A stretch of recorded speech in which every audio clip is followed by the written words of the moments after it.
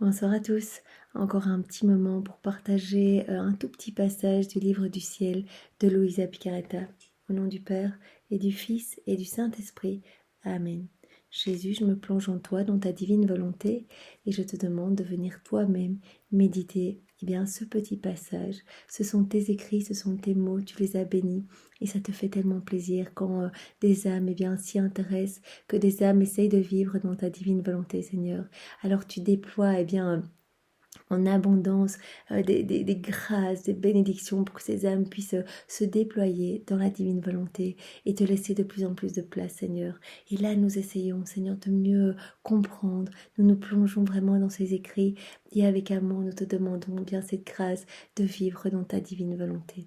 Viens vraiment t'emparer de ma bouche maintenant pour lire ce petit passage et remplis-nous chacun de ton Esprit Saint pour que nos cœurs puissent accueillir ce précieux enseignement que tu nous donnes et que nos intelligences puissent comprendre et s'émerveiller de l'immensité de ton amour, de ce cadeau, et qu'arrive vite le règne de ta divine volonté, Seigneur.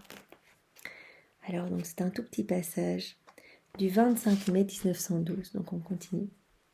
Ce matin, me voyant très accablée, donc c'est Louisa qui parle, mon toujours aimable Jésus me fit boire à son cœur. Puis il me dit, ma fille, si quelqu'un voulait percer un trou dans un objet dur ou changer sa forme, cet objet en serait brisé.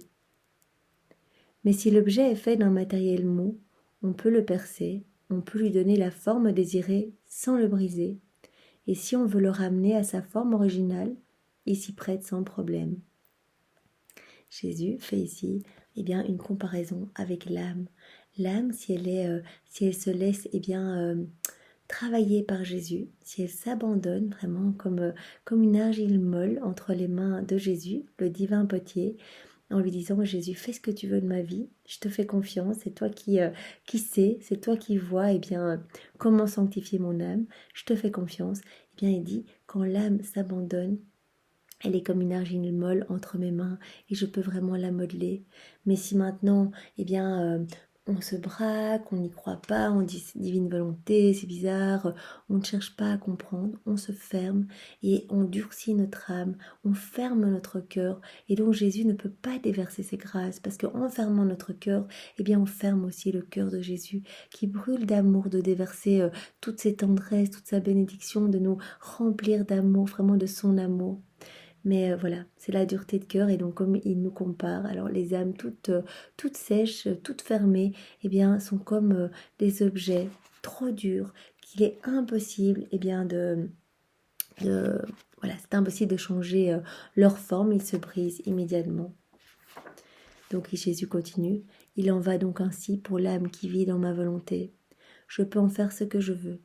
Lorsque nous laissons le champ libre à Jésus, Jésus vient tout faire en moi, Jésus vient parler en moi, Jésus je te donne toute ma journée, je me plonge dans ta divine volonté et qu'il en soit fait vraiment selon ta volonté sur ma vie. Viens dans mes actions, viens dans mes pas, viens dans mes regards, viens écouter cela en moi, viens parler en moi, viens respirer en moi, viens dans tous mes organes, viens faire fonctionner tout ce que je suis. Seigneur, je t'abandonne tout. Là, il le dit. Cette âme qui se prête complètement et qui vit dans ma volonté, je peux en faire ce que je veux. À un moment, je l'embellis, à un autre, je l'agrandis, à un autre moment, je la transforme. Jésus peut vraiment agir avec notre âme et il peut l'habiter complètement. En fait, il va en retirer tout ce qu'il y a de mauvais puisqu'on lui a donné l'autorisation d'agir. C'est Dieu, donc il peut tout faire. Il va vraiment venir nous embellir notre âme, il va enlever toutes les passions déréglées, les mauvaises choses, les mauvais comportements, tout ce qu'on avait l'habitude de faire. Jésus va venir tout nettoyer, ça va se faire progressivement et il va venir s'établir. L'âme se prête à tout, l'âme ne s'oppose à rien. Je l'ai toujours entre mes mains et je me réjouis continuellement en elle. Donc vraiment, nous pouvons offrir cette réjouissance vraiment au cœur transpercé Jésus. Jésus qui est si outragé, qui est si blessé par tous les rejets. Il suffit de regarder autour de nous, les églises sont vides, les gens ne croient pas vraiment, sont athées ou croient en d'autres religions. Et Jésus est là et il attend pour chacun, à la porte de tous les cœurs. Et il veut donner son amour et il souffre. Et il dit voilà, une âme qui vit dans ma divine volonté, eh bien ça me donne de la joie. Ça me réjouit continuellement. Et je garde toujours eh bien, cette âme entre mes mains. J'en fais mes délices, quoi. Je trouve mes délices dans cette âme.